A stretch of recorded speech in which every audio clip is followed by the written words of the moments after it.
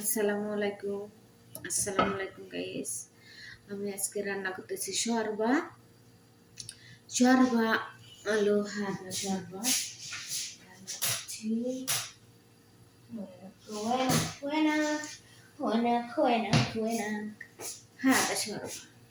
হাদা শর্বা রান্না করতেছি। শর্বা গোশ দিয়ে রান্না করবো। শর্বা আমি গোশটাকে আগে ছোট ছোট করে কেটে নিচ্ছি। গোশটাকে ছোট ছোট করে কেটে নিচ্ছি।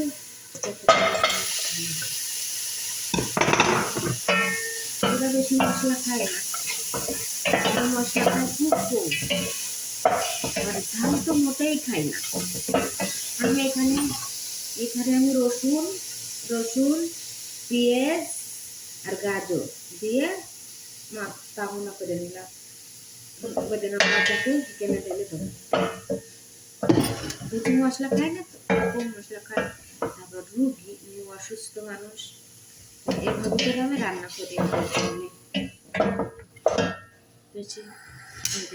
আমি লাহানটাকে সুন্দর করে একটু ভেজে নিলাম, হালকা একটু ভাজি করে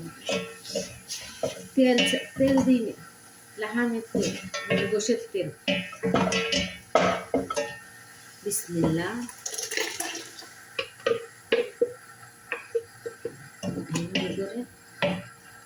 ভালো করে এটা মশলা, এটা সব রকমের মশলা, এখানে সব রকমের মশলা আছে। এখানে এটা দিচ্ছি, এটা শোয়াই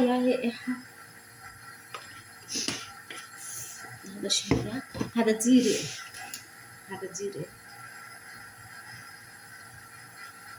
মশলা খাই গেছিলাম, একটা খুব কম মশলা খাই। আদা সব কিছু আছে, হলুদ, তারপর রসুন, পেঁয়াজ, গরম মশলা, সব কিছু মশলা আছে এখানে।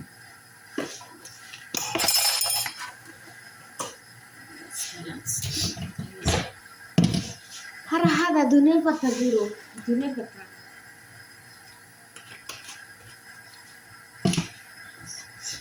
খাল্লাস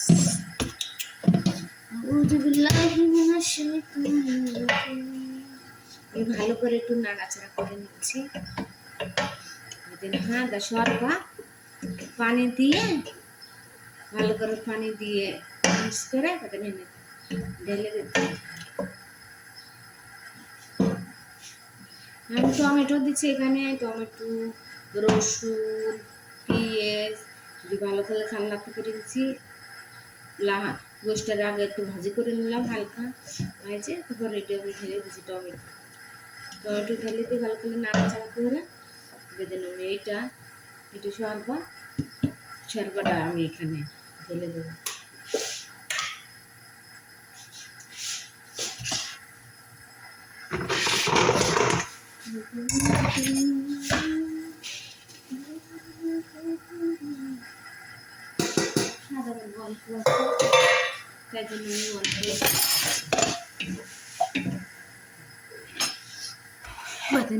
হার মতো তোমার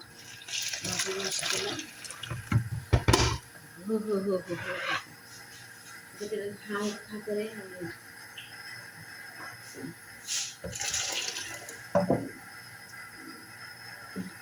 ঠান্ডা পানি দিলেও হবে। ঠান্ডা পানি দিয়ে পানিগুলো করে নিলে মশলা খুবই সুন্দর হবে।